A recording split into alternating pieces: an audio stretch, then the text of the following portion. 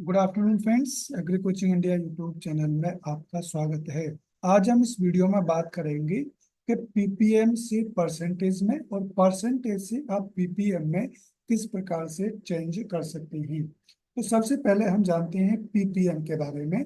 Ppm की full form होती है पार्ट पर मिलियन। पार्ट पर मिलियन का मतलब होता है, सपोज आपके पास ये जो ब्लू कलर का ये है, इसके हमने 10 लाख भाग कर दिए और उस 10 लाख भाग में केवल एक भाग हमारा कोई हिस्सा है, तो उसको हम कहेंगे 1 पीपीएम। यानी जो 10 लाख भाग हैं उसमें से एक भाग है, जिसको हम 1 पीपीएम कहेंगे। इसी प्रकार से हम परसेंटेज, परसेंटेज का मतलब होता है 100। कोई हमारे पास पदार्थ है जिसके हमने 100 हिस्से कर रखे हैं, 100 हिस्से में से जितना भी भाग होगा इतना परसेंट होगा। जैसे 100 में से 10 भाग होंगे तो 10%, 100 में से यदि एक भाग होगा तो 1%।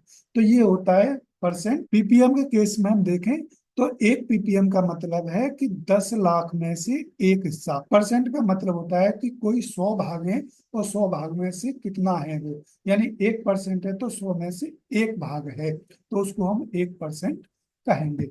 अब हम बात करते हैं कि पीपीएम को परसेंट में आप किस प्रकार से कन्वर्ट कर सकते हैं। जैसे कि 1 पीपीएम, तो 1 पीपीएम बराबर हम जानते हैं कि 0.001% होता है। तो 10 पीपीएम बराबर कितना होगा, तो जो हमारा 1 पीपीएम बराबर है उसमें 10 की गुणा कर देंगे तो हमारा 10 पीपीएम में कितने परसेंट है ये निकल के आ जाएगा। जैसे कि 10 पीपीएम में होता है 0.001%। इसी प्रकार से हम 100 पीपीएम में परसेंट देखें तो 100 पीपीएम बराबर 0.001%, यानी 1 पीपीएम में जितना होता है उसमें हम 100 की गुणा कर देंगे तो 100 पीपीएम में कितनी परसेंट होगा ये निकल के आ जाएगा। इसी प्रकार से हम 1000 पीपीएम में देखें तो हम 1000 का मल्टीप्लाई कर देंगे तो निकल के आ जाएगा 0.1%। और यदि हम 10,000 पीपीएम में देखें कितने परसेंट होता है, तो हम 0.001% में 10,000 की गुणा कर देंगे तो 1% निकल के आ जाएगा।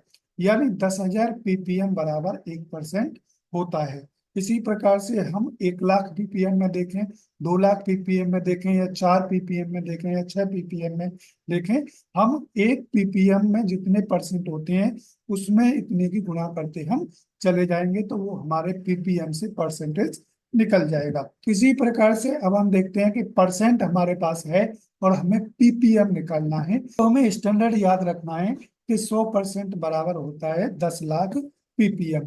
यदि हम 1% में कितने पीपीएम होते हैं ये निकालें तो 1% बराबर 10 लाख बटे 100। तो हम जब इसको डिवाइड करेंगे तो यहाँ पर 10,000 पीपीएम आ जाएगा, यानी 1% में 10,000 पीपीएम।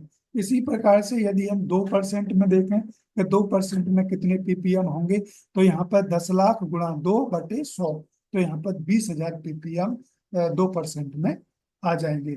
इसी प्रकार से यदि हम 0.5% में देखें कितने पीपीएम होंगे, तो यहाँ पर 10 लाख रखेंगे ऊपर, गुणा 0.5% अपॉन 100, तो जब हम इसको डिवाइड करेंगे तो यहाँ पर 2,000 पीपीएम आ जाएगा, यानी 0.5% में हमारे 2,000 पीपीएम होते हैं।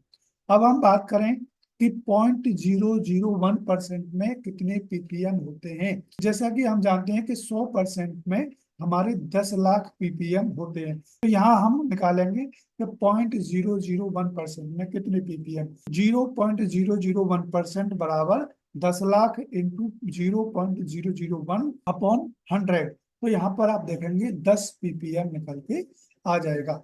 तो इस प्रकार से आप बड़ी आसानी से परसेंट को पीपीएम में और पीपीएम को परसेंट में कन्वर्ट कर सकते हैं। अब हम टेबल जान लेते हैं, तो पीपीएम यहाँ पर लिखा हुआ, यहाँ परसेंटेज है, तो 0 पीपीएम बराबर 0%, 1 पीपीएम बराबर 0.001%, 2 पीपीएम बराबर 0.002%। इसी प्रकार से 3 पीपीएम बराबर, 4 पीपीएम बराबर, 5 पीपीएम बराबर, 6 पीपीएम बराबर, 7 पीपीएम बराबर, 8 पीपीएम बराबर, 9 पीपीएम, और 10 पीपीएम बराबर 0.001%। इसी प्रकार से 20 पीपीएम, 30 पीपीएम, ये यहाँ पर सभी दे रखा है। 100 पीपीएम बराबर होता है 0.01%। इसी प्रकार से 1,000 पीपीएम बराबर 0.1%, और 10,000 पीपीएम बराबर आप देखेंगे तो 1% होता है। 1 लाख पीपीएम बराबर 10% और 10 लाख पीपीएम बराबर होता है 100%। तो इस प्रकार से आप बड़ी आसानी से इस टेबल में देख करके या आप कैलकुलेशन करके पीपीएम को परसेंटेज में और परसेंटेज को पीपीएम में कन्वर्ट कर सकते हैं।